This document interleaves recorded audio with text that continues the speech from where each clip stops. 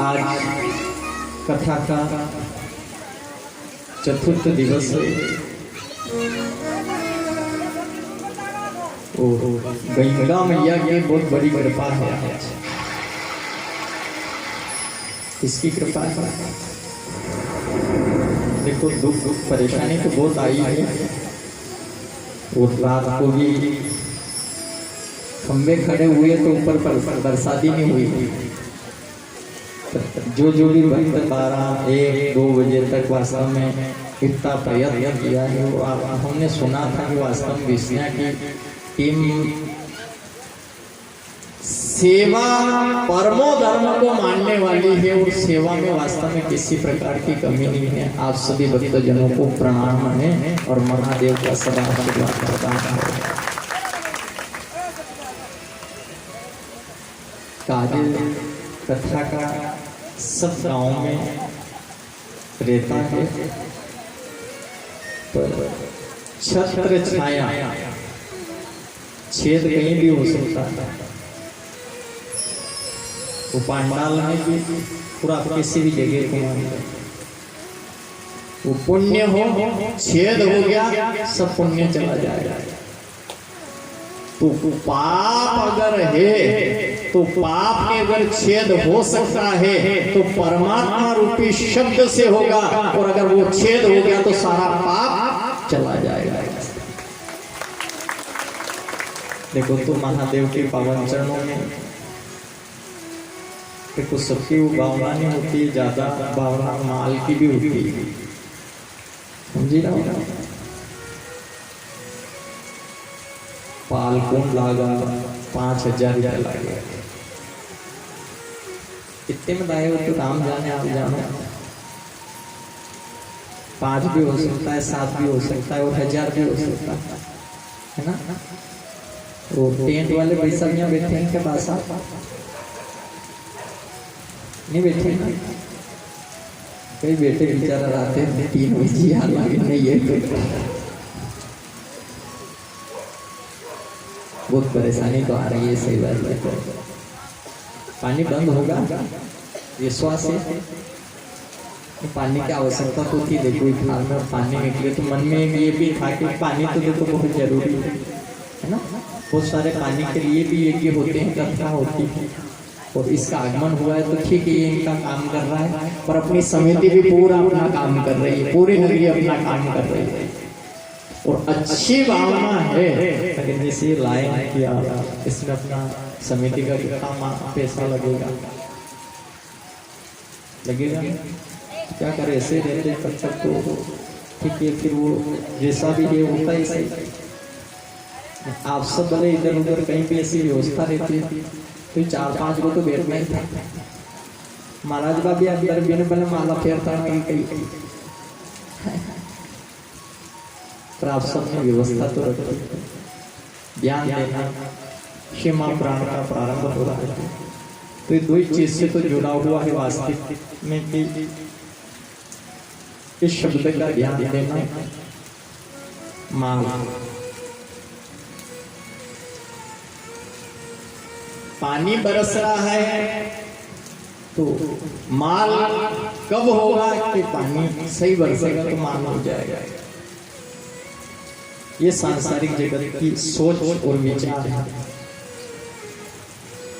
तो एक बात आप बताइए जीवन में कि सबसे ज्यादा इस पूरे भारत देश के प्रत्येक मानव मात्र में माल की चिंता है कि मालिक की चिंता है? किसकी चिंता है? माल की चिंता है कि मालिक की? मालिक की है ईमानदारी से। उस माल के मालिक की चिंता है कि उस मालिक की चिंता है? ईमानदारी तो ये है कि माल की ज्यादा चिंता है कि अटैची में इतना पैसा पड़े चली नहीं जा। इतनी बोरियों की थप्पी लगा रखी है, कहीं ऐसा नहीं हो कि कोई आपदा खड़ी हो जाए ना ये माल चला जाए। एक बात सत्य आपके हृदय में, अपन पूरी दुनिया ये जानती है, भले वो बोरियों की थप्पी पड़ी पर मालिक बीमार हुआ तो माल बेचना ही पड़ेगा, नहीं बेचना पड़ेगा। यशोदी के मारा दो या सला मशा दो एक खूब भले ये खार में उतरा का नहीं लेता सारा।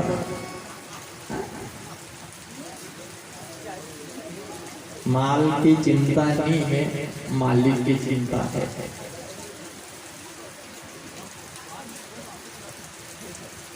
संसार जगत के नियम में शिव महापुराण कहती है कि संतो एक भगत की इच्छा थी कि जगत में माल और मालिक, माल और देख दो के अलावा कुछ भी नहीं है ना।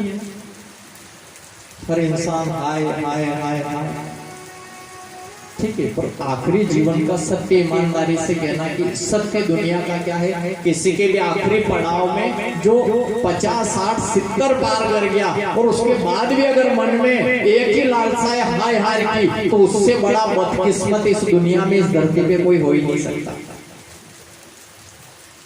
अपनी जो जवाबदारी है वहां तक अपन निभा लेंगे, और जो चीज अपने बस में नहीं है तो क्या करेंगे बताओ। ड्राइवर गाड़ी कंट्रोल से बाहर है, जहां तक हो सकता है संभाल सकता है संभाल लेगा, नहीं संभली तो मालिक वो सबका मालिक ये देखा कि बस अब गई है गाड़ी, संभले तो संभले, तो जाने मरे के जी जो क्या होगा हो जाएगा। डॉक्टर को देख लो, इलाज कराने जाओगे ऑपरेशन करेगा, आखिरी में पहली बात तो पहले साइन करवा के लिखवा लेगा अपना उसे कि देखो मरे जी, अपने कोई गारंटी नहीं साथ, ठीक है, कोशिश मेरी है, बचाने की कोशिश मेरी है, पर आखिरी में ये रहेगा बस मेरी जो कोशिश ही मैंने कर ली, अब तो बचाएगा वो।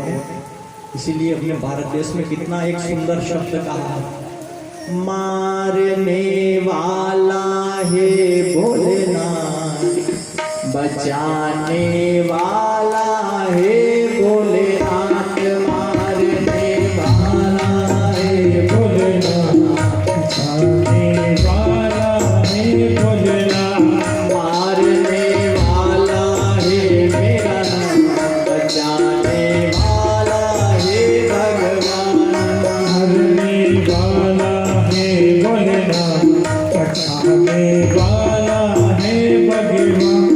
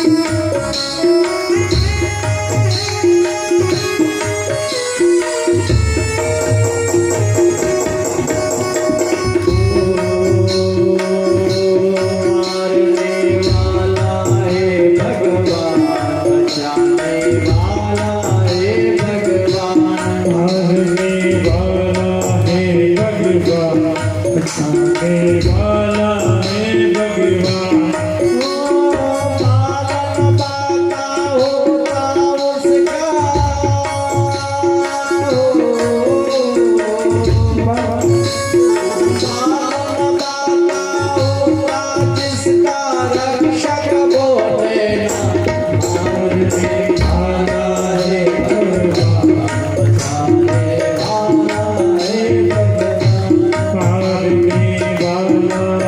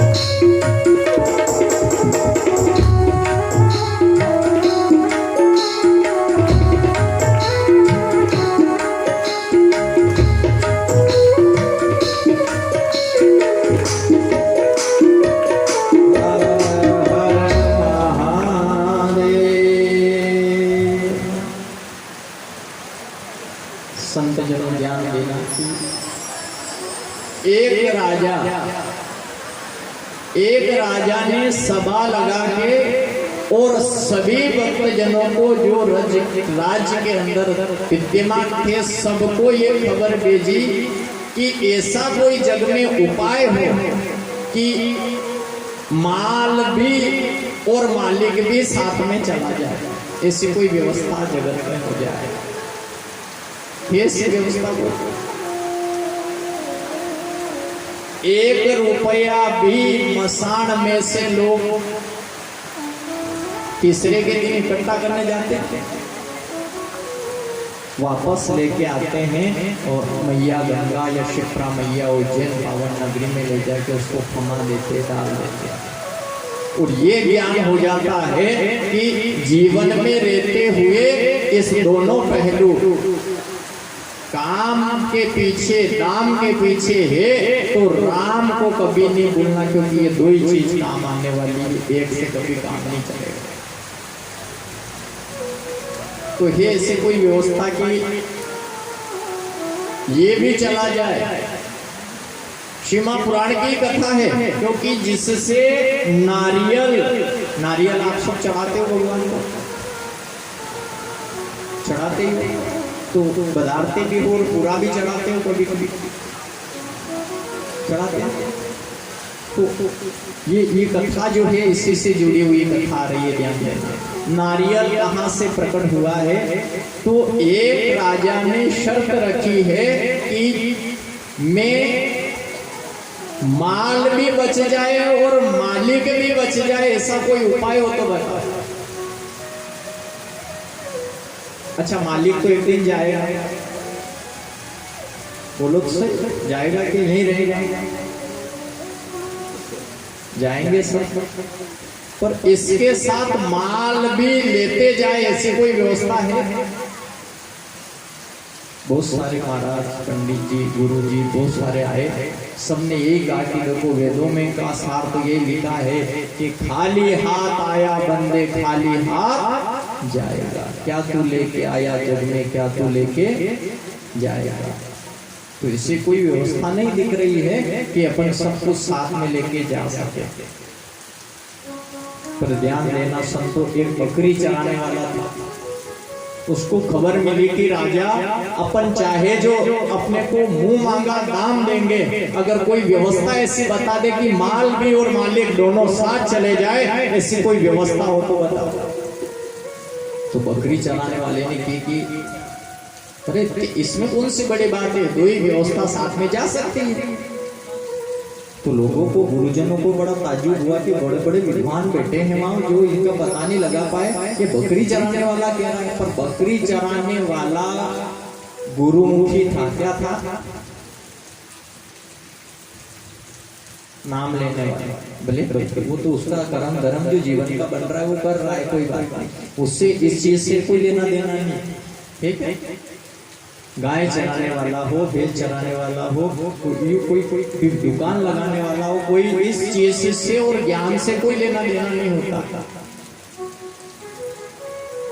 तो लोगों को सबको ताज्जुब लगा कि ये बकरी चराने वाला ये कैसे दोनों व्यवस्था को पहुंचा सकता है। संतो ध्यान देना, राजा को खबर मिली कि बकरी चराने वाला दावा कर रहा है कि माल भी जाएगा मालिक भी चला जाएगा, ऐसी व्यवस्था तो एक क्षण की व्यवस्था है। दरबार में बुलाया, सभा लगी, विद्वान आए और विद्वान आके सब बैठे कि ये बकरी चराने वाला क्या कहता है। तो अब ध्यान देना कि माल और मालिक की 2 की जब बात रखी, राजा राजगद्दी पे आके बैठा और उस समय उस बकरी वाले को सामने खड़ा किया, बता कैसे व्यवस्था दोनों साथ चले जाए। तो उसने जो कहा, अच्छा इसमें थोड़ी सी एक बात ये कि जल अपन यहाँ चढ़ा रहे हैं कि पितर देवता को प्राप्त होगा, तो क्या ये पानी अपन चढ़ा रहे हैं, पानी तो जमीन पे गिर रहा है, वो क्या पितर देवता को प्राप्त हो जाएगा?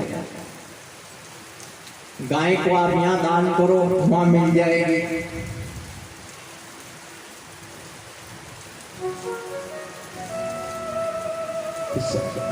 मतलब थोड़ी मन के अंदर में वो लगता है कि लोग बड़े झूठ बोली बेटा दान तो नहीं करेगा। किसने बोले? शनि महाराज के लिए आप 5 किलो उड़द दान कर देना, काला कपड़ा दान कर देना, एक तेल की केन ले आना, दान कर देना। तो खाली दान करते ही रहेंगे क्या? ये शनि महाराज का कहाँ से बने? किसने बनाया शनि महाराज? कोई शांति, कोई राहु खा रहा है, कोई शनि खा रहा है, कोई कालसर्प कोई योग आ गया है, कोई दोष लग गया है, कोई मंगल दोष आ गया है, कोई घर के अंदर दोष आ गया है। इतने अगर दुखी अगर संसार जगत में ये भगवान देवी देवता कर रहे हैं तो ये देवी देवता किस बात के?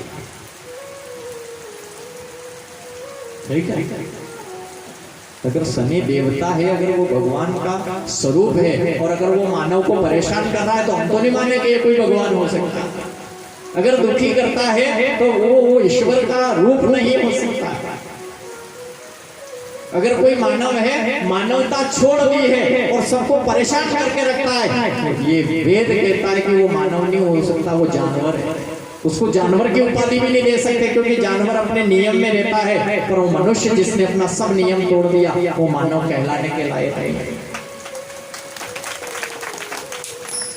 बकरी वाला सामने खड़ा है, विचार हो रहा है कि कैसे संभव है कि इस राजा, इसके जितना भी धन है ये सब साथ में इसको मिल जाएगा।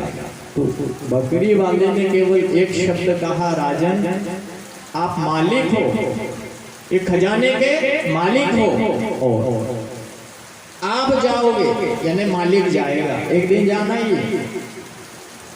हाँ वो मुझे जाना है, मैं तो चला जाऊंगा यहाँ तक, ठीक है, पर मेरा ये जो माल है खजाने में, ये सब माल साथ में लेके जाना चाहता हूँ। तो बकरी चराने वाले ने कहा कि आप एक काम करिए, मन में पूर्ण दान की श्रद्धा करके और जो दान लेने के लायक हो, गीता साहब में पढ़ लेना, गीता जी में भी लिखा है, गरुड़ पुराण में भी लिखा है कि दान ऐसे को दीजिए।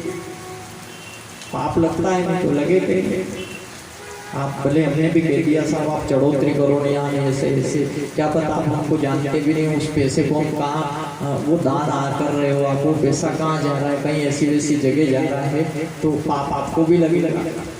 तो आपको पता नहीं हो तो बिल्कुल कहीं एक मुट्ठी दान भी नहीं करना अपने को और 1 रुपया भी चढ़ावा नहीं करना।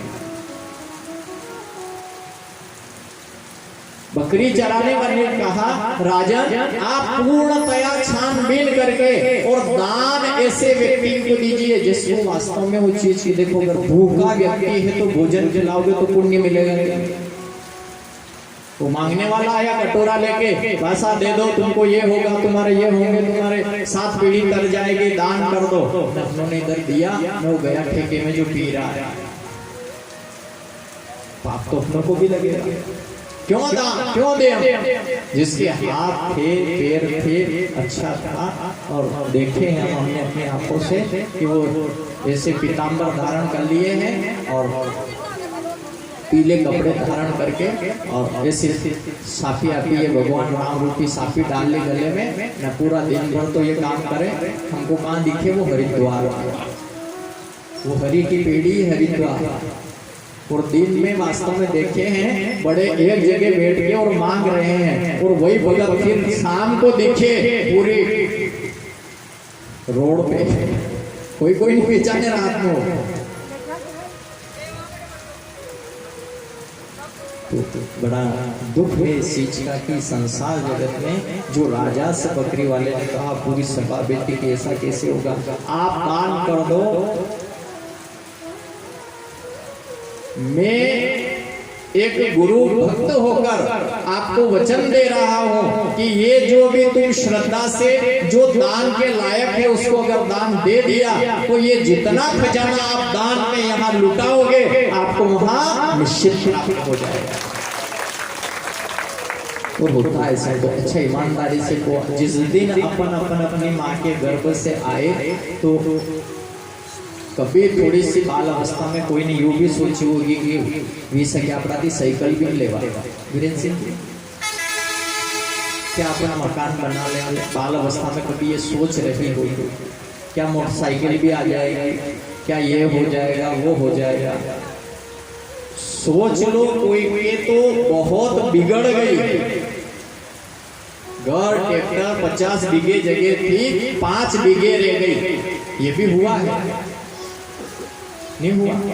और जिसपे 5 थी, 2 थी, बहुत दशा खराब थी, लेकिन अगर उस जगह को पहुंच गया है तो ये समझ लेना कि ये अपनों ने नहीं किया है, ये अपने जीवन का पुण्य था जो भगवान ने आज प्रदान कर दिया।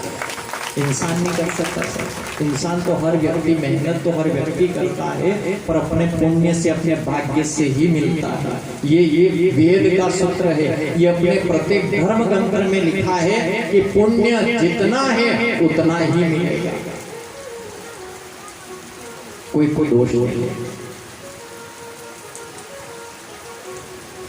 मिलता है सच्चा सुख कब मिले? जब अपनी पुण्याई बढ़े, अपना धर्म बढ़े, हम अपने धर्म के प्रति जागृत हो, तो उस दिन समझ लेना कि अपना इस मनुष्य जन्म में आना सार्थक हो गया। अच्छा, आप ऐसे नहीं समझ रहे हो कि कोई व्यक्ति है बहुत बीमार है, वो क्यों बीमार है?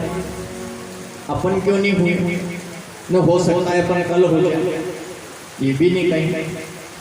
तो कहीं देखो, कोई ऐसा है व्यक्ति जो जन्म लेते ही पैरों से चल नहीं पा रहा है, तो ये साफ साफ अपने को दिख रहा है कि नहीं कि इसने जीवन के कहीं जन्म का कोई ऐसा पाप किया है, ये जन्म लेते ही पाँव से नहीं चल सकता। कोई आंखों से देख नहीं पा रहा है, कोई कानों से सुन नहीं पा रहा है, कोई बोल नहीं पा रहा है, तो ये पुण्य ही है। और पुण्य इंसान क्या किया? मैंने मेहनत तो थोड़ी सी करी पर मिला बहुत, तो ये अपने कहीं पहले पुण्य किया था जो आज